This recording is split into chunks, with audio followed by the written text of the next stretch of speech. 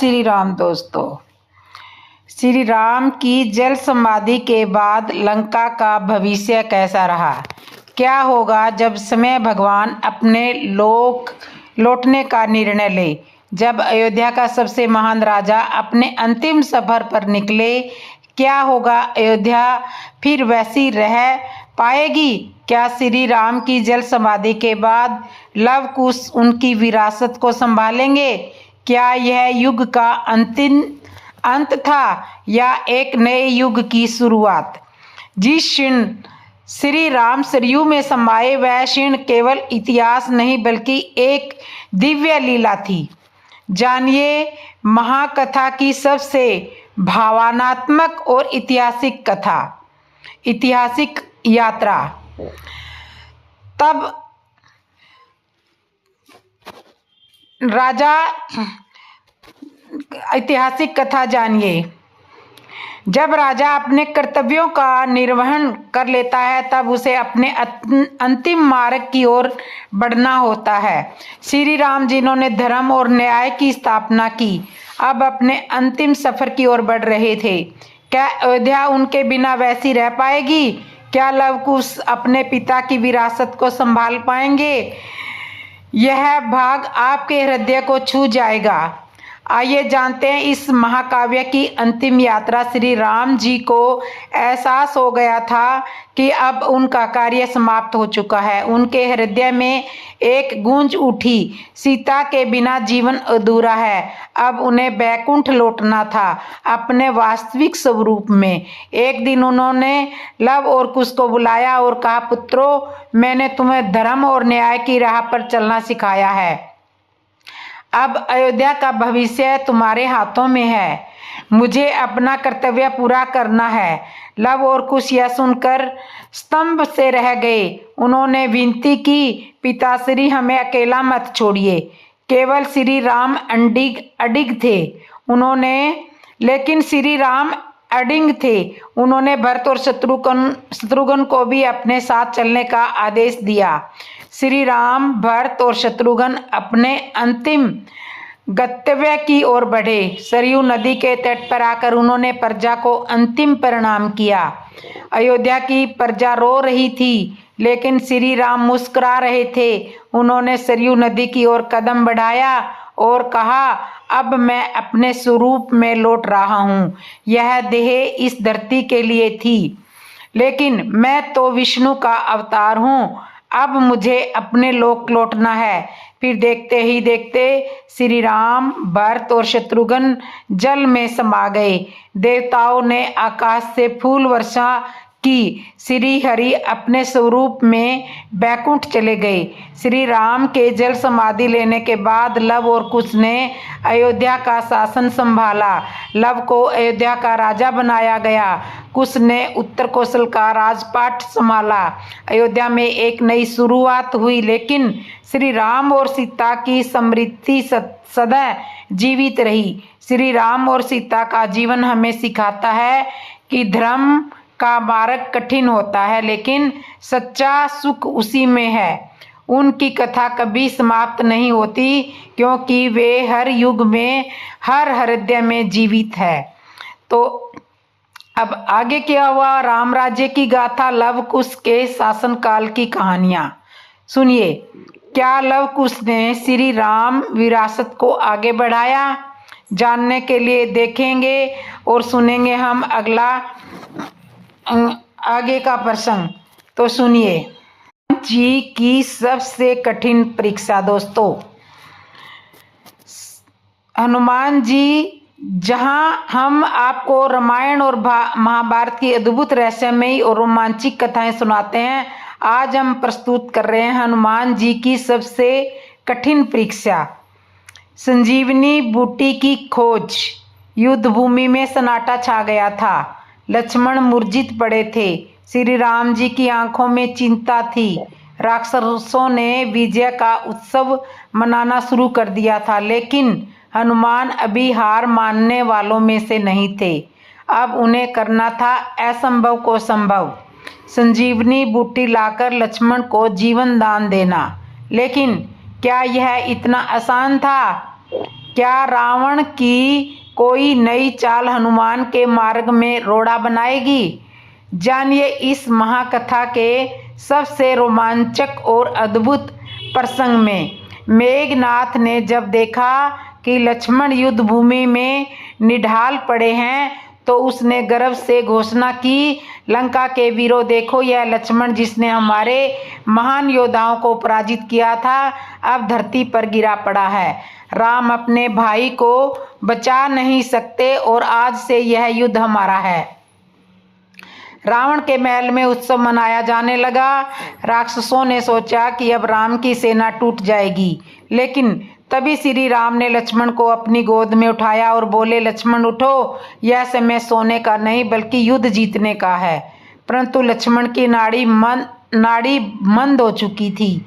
विभीषण ने तुरंत हनुमान जी की ओर देखा और कहा, अब एक ही उपाय है, संजीवनी बूटी। लेकिन हनुमान, यह कर्तव्य अत्यंत कठिन है, क्या तुम इसे पूरा कर पाओगे? हनुमान ने आंखों में दृढ़ संकल्प लिया और बोले, मैं जब तक जीवित हूँ लक्ष्मण को कुछ नहीं होने दूंगा, मैं संजीवन लेकर ही लौटूंगा।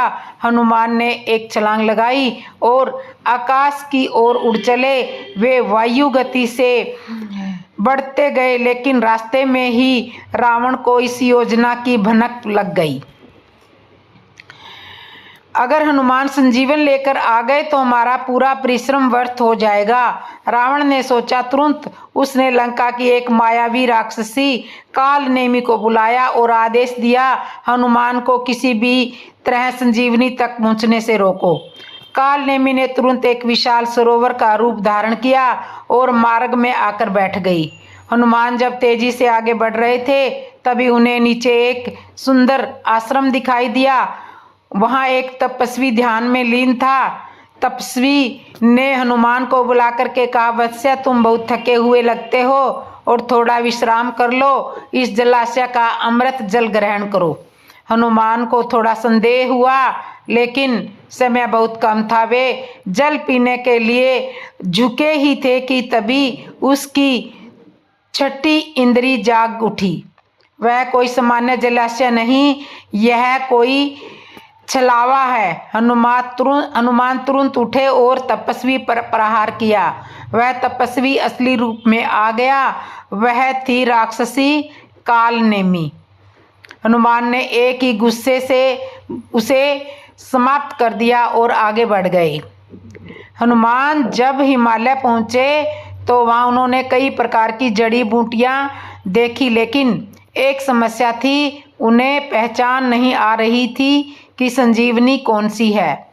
समय तेजी से निकल रहा था। लक्ष्मण की स्थिति और गंभीर होती जा रही थी। तब हनुमान ने सोचा, अगर मुझे संजीवनी नहीं मिल रही तो क्यों न मैं पूरा पर्वत ही लेकर जाऊं, क्योंकि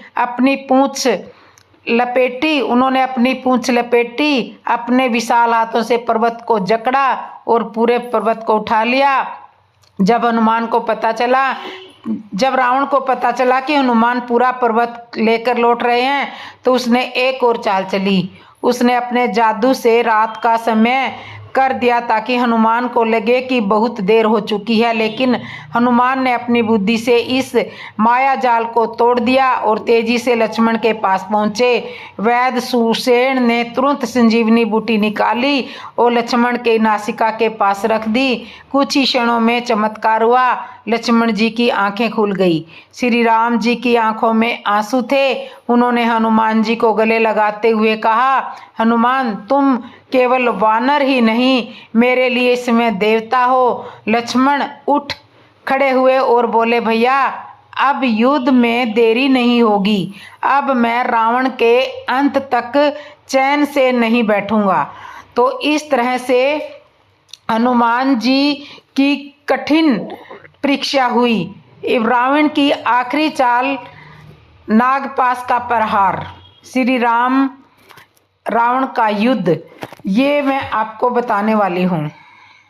राम से ऐसी दक्षिणा क्यों मांगी रावण ने? ऐसी अद्भुत दक्षिणा कौन सी थी? तो दोस्तों, यह केवल एक कथा नहीं बल्कि एक रहस्य है। एक ऐसा रहस्य जो हजारों वर्षों से ग्रंथों के बीच छुपा रहा। आप सोचते होंगे कि रावण केवल एक दंभी अहंकारी राजा था जो श्री राम से युद्ध में पराजित हुआ, परंतु क्या आप जानते हैं कि रावण त्रिकालदर्शी भी था। उसने अपने जीवन के अंतिम क्षणों तक एक ऐसा रहस्य अपने हृदय में छिपा करके रखा जिसे जानकर आप अचंभित रह जाएंगे। क्या आपको पता है कि जब श्री राम ने रामेश्वर में श्री शिवलिंग की स्थापना की तब उन्होंने रावण को ही उस अनुष्ठान का आचार्य बनने का निमंत्रण दिया था। सोचिए कैसा दृश्य रहा होगा जब रावण और राम आमने सामने बैठे होंगे, एक यजमान दूसरा आचार्य। और जब दक्षिणा देने का समय आया तब रावण ने कुछ ऐसा मांगा जो आज भी सबको चौंका देता है। आखिर क्या थी वह विचित्र दक्षिणा? क्यों रावण ने अपने ही शत्रु से यह अनोखी मांग रखी और क्या श्री राम ने इसे स्वीकार किया? यदि आप इस गूढ़ रहस्य को जानना चाहते हो तो इस कथा को अंत तक अवश्य सुनिए, क्योंकि यह केवल एक धार्मिक प्रसंग नहीं बल्कि नीति, शौर्य, भक्ति और नीति का ऐसा संगम है जो आपको झकझोर कर रख देगा। तो तैयार हो जाइए, क्योंकि जो आप अभी सुनने जा रहे हैं वह आपके हृदय में श्री राम और रावण के चरित्र को एक नई दृष्टि से देखने का भाव उत्पन्न करेगा। अब आइए इस अद्भुत कथा के पन्ने खोलते हैं। दोस्तों, रावण केवल शिव भक्त, विद्वान और वीर ही नहीं था बल्कि अति मानवादी भी था। उसे भविष्य का ज्ञान था और वह जानता था कि श्री राम से जीत पाना असंभव है। जब श्री राम ने खरदूषण का सहज ही वध कर दिया तब तुलसीकृत मानस में भी रावण के मनोभावों का वर्णन है। खरदूषण जब भगवान श्री राम ने रामेश्वर में शिवलिंग की स्थापना की तब उन्होंने आचार्य के लिए रावण को निमंत्रण किया। रावण ने यह निमंत्रण स्वीकार किया और उस अनुष्ठान का आचार्य बना। रावण त्रिकाल यज्ञ था। उसे ज्ञात था कि उसकी मृत्यु केवल श्री राम के हाथों में से लिखी है। वह श्री राम से कुछ भी दक्षिणा मांग सकता था, लेकिन क्या आप जानते हैं कि उसने कैसी विचित्र दक्षिणा मांगी? आइए इस विषय में अद्भुत प्रसंग को जानते हैं। जब रामेश्वर में शिवलिंग स्थापना का निर्णय लिया गया तो जामवंत को आचार्य के रूप में आमंत्रण देने के लिए लंका भेजा गया। जामवंत आकार में विशाल थे, कुंभकर्ण से तनिक ही छोटे थे। जब वे लंका पहुंचे तो उनकी विशालकाय उपस्थिति से नगर में भय व्याप्त हो गया। राजमार्ग लगभग सुनसान था और जो भी जामवंत को देखता भयभीत होकर के बिना पूछे ही राजपथ की ओर संकेत कर देता। यह समाचार दौड़कर द्वारपाल ने रावण तक पहुंचाया। समय रावण ने उन्हें दरबार तक लेकर आए। रावण ने जामवंत को अभिवादन किया, परंतु जामवंत मुस्कुराते हुए बोले, मैं अभिनंदन का पात्र नहीं हूँ, मैं वनवासी राम का दूत बन करके आया हूँ। उन्होंने आपको सादर प्रणाम कहा है। आप हमारे पितामह के भाई हैं, अतः हमारे पूज्य हैं। कृपया आसन ग्रहण करें। यदि आप मेरा निवेदन स्वीकार करेंगे तभी मैं आपका संदेह सावधानी पूर्वक सुन पाऊंगा। जामवंत ने कहा, वनवासी राम आपको प्रणाम कहते हैं। वे सागर सेतु निर्माण उपरांत महेश्वरलिंग स्थापना करना चाहते हैं। इस अनुष्ठान को संपन्न कराने के लिए उन्होंने ब्राह्मण वेदों के ज्ञाता और शिव भक्त रावण को आचार्य बनाने की इच्छा व्यक्त की है। मैं उनकी ओर से आपको आमंत्रित करने आया हूँ। रावण मुस्कान भरे स्वर में बोला, क्या राम यह अनुष्ठान विजय की कामना के लिए कर रहे हैं? क्या वह लंका को जीतने के लिए यह अनुष्ठान कर रहे हैं? जामवंत बोले, नहीं, यह श्री राम की महेश्वर के प्रति पूर्ण भक्ति है। रावण गंभीर हो गया। उसने कहा, क्या तुम जानते हो कि तुम मेरे शत्रु की ओर से लंका में पधारे हो? यदि मैं तुम्हें बंदी बना लूं तो क्या करोगे? जामवंत खुलकर हंसे और बोले, लंकेश, मुझे निरुद्ध करने की शक्ति समस्त लंका के दानवों के संयुक्त प्रयास में भी नहीं है। और ध्यान रहे, मैं एक ऐसे उपकरण के साथ यहाँ पर विद्वान हूँ जिसके माध्यम से धनुषधारी लक्ष्मण यह वार्ता देख और सुन रहे हैं। वे पहले ही पाशुपतास्त्र संधान कर चुके हैं और कह चुके हैं कि यदि मेरा विरोध किया गया तो यह अस्त्र समस्त दानवकुल का संहार कर देगा। यह सुनकर सभा में भय व्याप्त हो गया। स्वयं रावण भी कांप उठा। रावण ने स्थिति को संभालते हुए कहा, यजमान उचित अधिकारी है, उसे अपने दूत की रक्षा करनी आती है। जामवंत राम से कहना कि हमें उनका आचार्य तत्व स्वीकार है। रावण का महेश्वर आगमन और सीता का पुण्य संप्रण रावण ने आवश्यक सामग्री जुटाने का आदेश दिया और अशोक वाटिका गया। उसने सीता से कहा, राम लंका पर आक्रमण से पूर्व महेश्वर लिंग स्थापना कर रहे हैं और उन्होंने मुझे आचार्य के रूप में आमंत्रित किया है। अनुष्ठान में अर्धांगिनी आवश्यक होती है, अतः तुम्हें भी वहां चलना होगा, लेकिन ध्यान रहे वहां भी तुम मेरी अधीनता में ही रहोगी। विमान तैयार हुआ और रावण सीता को लेकर के रामेश्वर पहुंचा। वहां श्री राम और उनकी सेना ने रावण का स्वागत किया। रावण ने राम से पूछा, यजमान, अर्धांगिनी कहाँ है? अनुष्ठान बिना पत्नी के पूर्ण नहीं हो सकता। श्री राम ने अत्यंत विनम्रता से कहा, यदि यजमान असमर्थ हो तो योगाचार्य इन विकलों से भी अनुष्ठान संपन्न करा सकते हैं। रावण ने दृढ़ता से उत्तर दिया, अन्य विकल्प मुख्य विकल्प के अभाव में ही अपनाए जाते हैं। तुम न तो अविवाहित हो, न विदुर, न सन्यासी, अतः तुम्हें अपनी पत्नी संग अनुष्ठान करना ही होगा। श्री राम मौन रहे। रावण ने संकेत किया और विभीषण सीता को लेकर के आए। सीता ने समुद्र तट की बालू रेत से लिंग विग्रह का निर्माण किया और विधि पूर्वक महेश्वर की स्थापना हुई। अब दक्षिणा का समय आया। श्री राम ने पूछा, आचार्य, आपकी दक्षिणा? रावण ने उत्तर दिया, घबराओ न यजमान, श्रवणपुरी के स्वामी की दक्षिणा संपत्ति नहीं हो सकती। आचार्य जानते हैं कि उनका यजमान वनवासी है, परंतु मैं एक दक्षिणा मांगता हूँ। जब आचार्य मृत्युशैया पर हो तब यजमान उनके सम्मुख उपस्थित हो। श्री राम ने वचन दिया और समय आने पर उन्होंने इसे निभाया भी। तो रघुकुल रीत सदा चली आई, प्राण जाए पर वचन न जाई। श्री राम जी ने अपने रीत को और अपने वचनों को पूरा किया। यह दृश्य देखकर सभा में उपस्थित सभी जनों की आंखों में आंसू छलक आए। रावण जो देवलोक का स्वामी हो चुका था, यदि रावण में अधर्म बलवान न होता तो वह केवल लंका का ही नहीं देवलोक का भी स्वामी होता। परंतु यह धरती कर्म फल भोगने का स्थान है और रावण को अपने पापों का दंड भुगताना ही होगा। रामेश्वर देवस्थान में आज भी लिखा है कि इस ज्योतिष लिंग की स्थापना श्री राम ने रावण द्वारा कराई थी।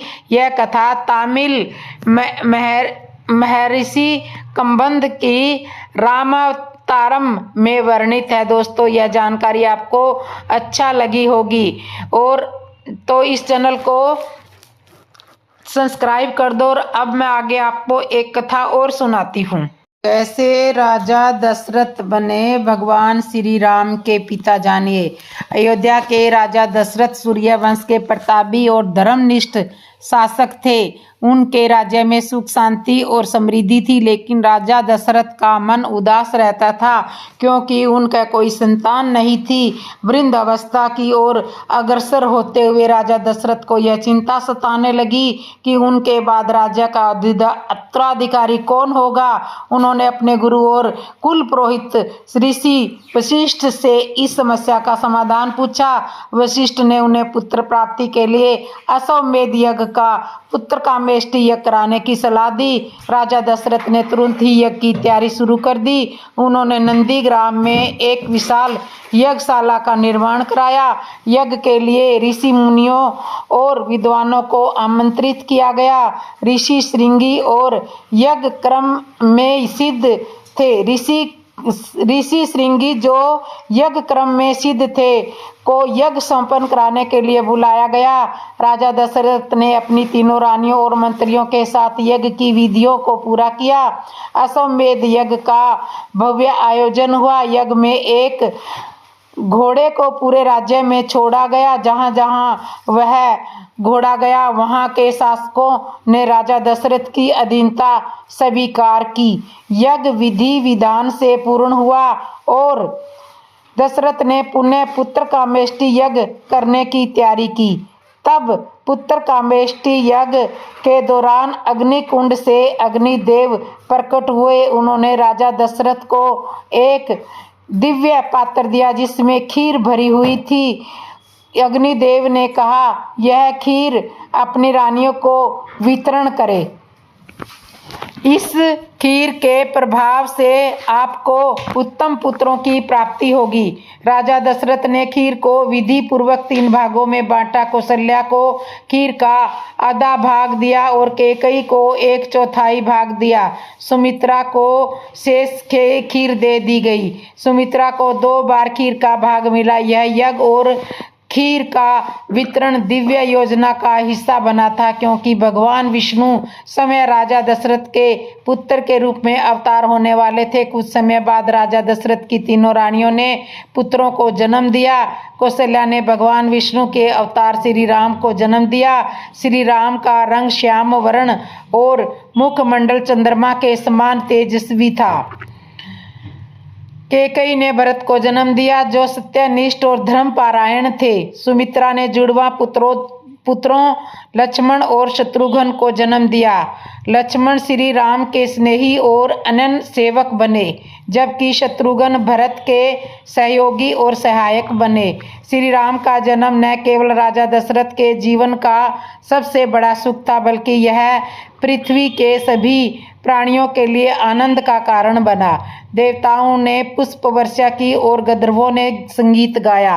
पृथ्वी पर अधर्म और राक्षसों के विनाश के लिए भगवान विष्णु ने श्री राम के रूप में अवतार लिया था। दशरथ की पुत्र प्राप्ति की यह कथा हमें यह सिखाती है कि ईश्वर के कार्यों में समय लगता है, लेकिन वे हमेशा अपने भक्तों की सहायता के लिए तैयार रहते हैं। राजा दशरथ की भक्ति और धर्मनिष्ठा ने उन्हें ऐसे पुत्रों का वरदान दिया जिन्होंने पूरे संसार में धर्म और मर्यादा का उदाहरण प्रस्तुत किया। यह कथा वाल्मीकि रामायण के बाल्यकांड से ली गई है और भगवान राम के दिव्य चरित्र की पृष्ठभूमि को समझाने के लिए अत्यंत महत्वपूर्ण है। तो इस तरह से राजा दशरथ बने श्री राम के पिता।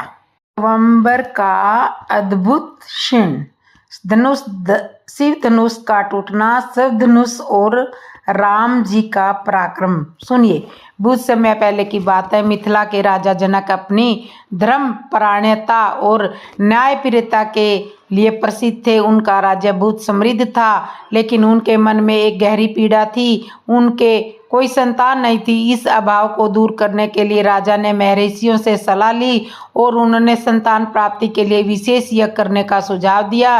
राजा जनक ने विधि पूर्वक यज्ञ का आयोजन किया। यज्ञ की समाप्ति पर जब राजा समय हल चलाकर भूमि को पवित्र कर रहे थे, तभी धरती से एक दिव्य कन्या प्रकट हुई। वह इतनी सुंदर और तेजस्विनी थी कि राजा जनक उसे देखते ही मोहित हो गए। राजा ने उसे अपनी पुत्री के रूप में स्वीकार किया और उसका नाम रखा सीता, जिसका अर्थ है हल की नोक से प्रकट हुई। सीता का लालन पोषण राजमहल में हुआ। वह बचपन से ही अद्वितीय गुणों से भरी हुई थी। सीता जितनी सुंदर थी उतनी ही बुद्धिमान भी थी और संयमी भी थी। उसके गुणों और सौंदर्यों की चर्चा दूर दूर तक फैली हुई थी। जब सीता विवाह योग्य हुई तो राजा जनक ने सोचा कि उसके लिए ऐसा वर होना चाहिए जो न केवल पराक्रमी हो बल्कि धर्म और मर्यादा का पालन करने वाला भी हो। उन्होंने एक कठिन परीक्षा का आयोजन किया। राजा जनक के पास एक दिव्य शिव धनुष था, जिसे भगवान शिव ने उनके पूर्वजों को दिया था। वह इतना भारी और शक्तिशाली था कि साधारण व्यक्ति तो उसे हिला भी नहीं सकता था। जनक ने घोषणा की कि जो भी वीर इस धनुष को उठाकर उसकी प्रत्यक्षा चढ़ाएगा वही सीता से विवाह करेगा। राजा जनक ने स्वयंवर के लिए निमंत्रण भेजा। कई देशों के राजा और योद्धा मिथिला पहुंचे। स्वयंवर का भव्य आयोजन किया गया। सभा में शिव धनुष को सोने के मंच पर रखा गया था। सभा आरंभ हुई। एक एक करके राजाओं और योद्धाओं ने शिव धनुष को उठाने का प्रयास किया। कोई उसे हिला भी नहीं सका। उनकी असफलता देखकर राजा जनक का मन भारी हो गया। उन्होंने निराश होकर कहा, क्या पृथ्वी पर कोई ऐसा वीर नहीं है जो हमारी पुत्री सीता से विवाह करने के योग्य हो। इसी बीच महर्षि विश्वामित्र स्वयंवर में पहुंचे। उनके साथ थे अयोध्या के राजा दशरथ के 2 पुत्र राम और लक्ष्मण।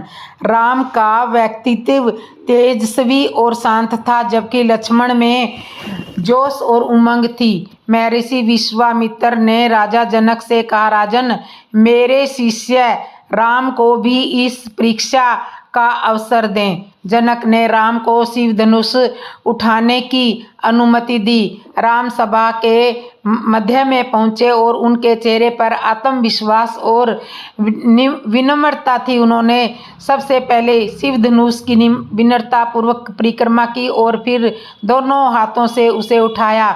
सभा में सभी आश्चर्यचकित थे। राम ने धनुष को ऐसे सहजता से उठा लिया जैसे वह कोई साधारण तिनका हो। अब राम ने धनुष की प्रत्यक्षा चढ़ाने के लिए उसे खींचा। जैसे ही उन्होंने धनुष को खींचा वह बीच से टूट गया।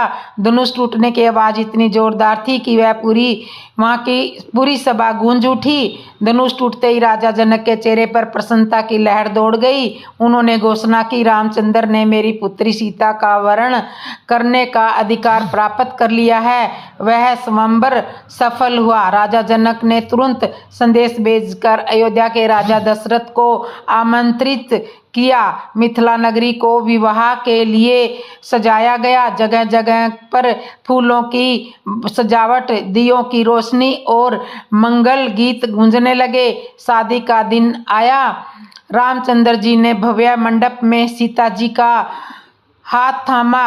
देवी सीता ने अपना सिर झुकाकर राम जी को वरमाला पहनाई। यह विवाह एक पवित्र बंधन था जिसमें धर्म, प्रेम और मर्यादा का संगम था। सीता और राम का विवाह केवल एक शुभ घटना नहीं थी, बल्कि यह संसार के लिए एक संदेश था। यह संदेश हमें सिखाता है कि सच्चे गुण, पराक्रम और धर्म का पालन करने वाले को ही सफलता और सम्मान मिलता है। तो इस तरह से शिव धनुष श्री राम जी ने तोड़ा और सीता स्वयंवर हुआ। तो दोस्तों, आपको ये हमारी कथा कैसे लगी? अगर अच्छी लगी हो तो कमेंट में ज़रूर बताना, और जिसने मेरे चैनल को सब्सक्राइब नहीं किया, सब्सक्राइब करना, लाइक करना, कमेंट करना और बेल आइकन बटन तो ज़रूर दबा लेना। और आपको मेरी ये कथाएं कैसे लग रही है ये कमेंट में ज़रूर बताना, ताकि मैं आगे आपके कहे अनुसार आपके जैसी कथा सुनना चाहोगे मैं आपके लिए वैसे ही कथा आप इस चैनल पे लेकर आऊँगी। तो दोस्तों कथा को शेयर ज़रूर किया करो और नोटिफिकेशन बटन दबा लो ताकि आने वाली हर नई कथा की नोटिफिकेशन आप तक पहुंच जाए और आप ऐसे ही सुंदर सुंदर कथाएं मेरे चैनल पर सुन सके। तो दोस्तों अब कथा को करते हैं समाप्त और कमेंट में लिख दो जय श्री राम और एक बार जोर से भी बोल दो जय श्री राम। दोस्तों जय श्री राम, जय श्री राम, हर हर महादेव, हर हर महादेव। जय श्री राम, जय श्री राम, जय श्री राम, जय श्री राम, जय श्री राम, जय श्री राम, जय श्री राम, जय श्री राम, जय श्री राम, जय श्री राम, जय श्री राम, जय श्री राम, जय श्री राम, जय श्री राम।